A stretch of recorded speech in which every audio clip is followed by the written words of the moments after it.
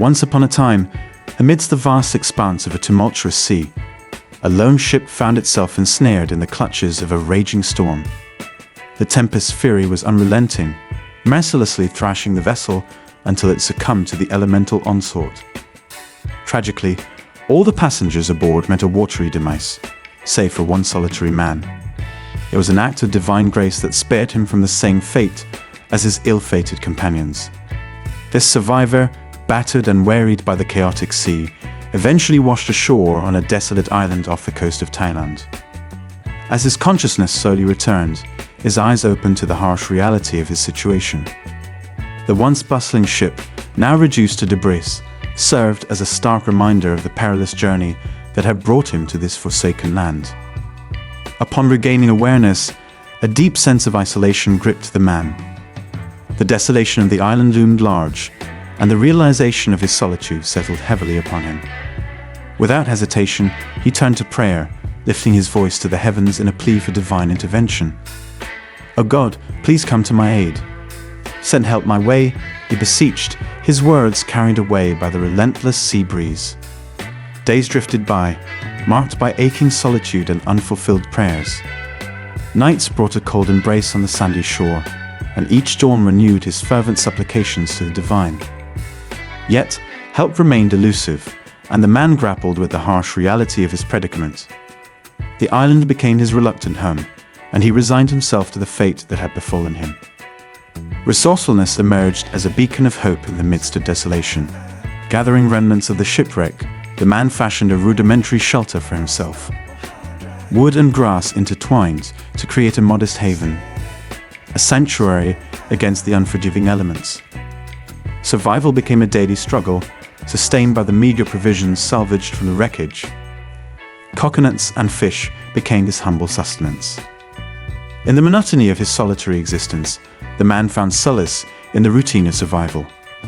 Days turned into weeks, and he became adept at navigating the challenges of the island.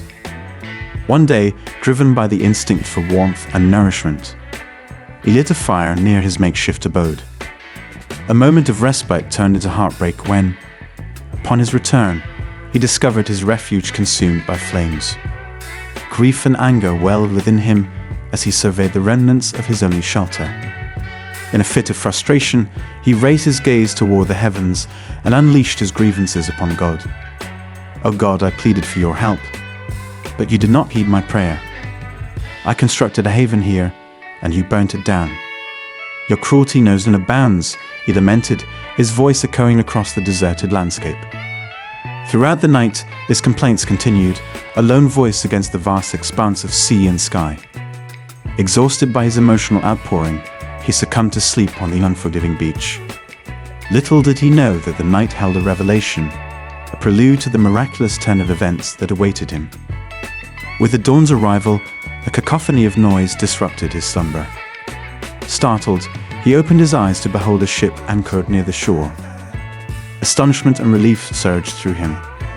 Help had finally arrived. Boarding the vessel, he sought an audience with the captain, eager to understand the providence that had led them to his rescue. In response to the man's inquiry, the captain explained, "We spotted a distant signal, a sign that someone was stranded on this island. We deciphered it as a call for help and hastened to your aid." Perplexed, the man insisted that he had not initiated any such distress signal. The captain, however, remained steadfast, asserting that their timely arrival was prompted by the visible signal. As the man pondered this unexpected twist of fate, a realization dawned upon him. Recollecting the incident with his burning shelter, he understood that the captain's reference to a fire signal was, in fact, his incinerated heart. The divine plan became clear. His deliverance was orchestrated through the very destruction he had bemoaned. Gratitude welled within him as he comprehended that God's designs transcended his own aspirations. The narrative concludes with a poignant lesson, transcending the confines of this isolated tale. Life's journey is often fraught with unforeseen twists, where meticulously laid plans crumble, leaving us bewildered. In times of trial, instead of succumbing to doubt, impatience, and despair, the tale encourages maintaining faith in God. With a population exceeding 7 billion, Each person's existence is imbued with purpose and a divine plan. Efforts, coupled with unwavering faith, can extricate us from even the most challenging predicaments. Therefore, when confronted with adversity and the thwarting of personal plans, it's essential to remember that God's grand design might hold a superior, more profound purpose. Acknowledging this can pave the way for a broader, bolder, and better destiny than one could have envisioned for oneself. The tale, rooted in the challenges of survival, serves as a testament to the resilience of the human spirit and the transcendence of divine intervention in the face of seemingly insurmountable odds.